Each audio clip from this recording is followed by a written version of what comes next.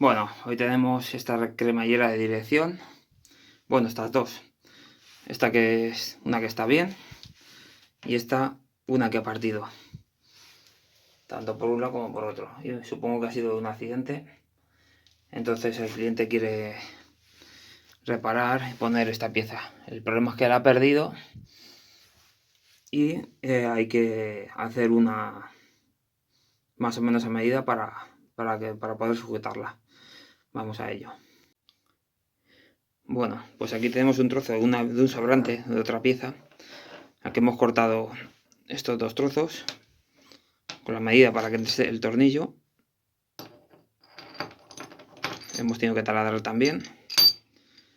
Y esto lo vamos a aprovechar, esta pieza, para ponerla aquí, soldada. Y que valga igual que la otra, como la nueva.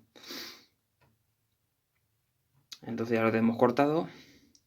Vamos a limpiar y a soldar. Vale, pues tenemos ya las piezas limpias y preparadas para soldar.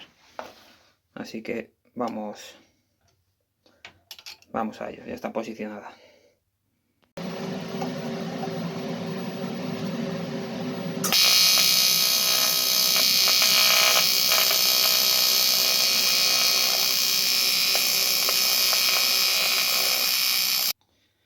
Bueno, pues ya estaría el trabajo terminado. Aquí vemos que está en la misma posición, está sujeto, igual que esta.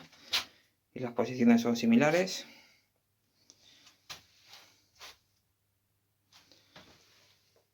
Soldado por todos lados. Así que trabajo terminado.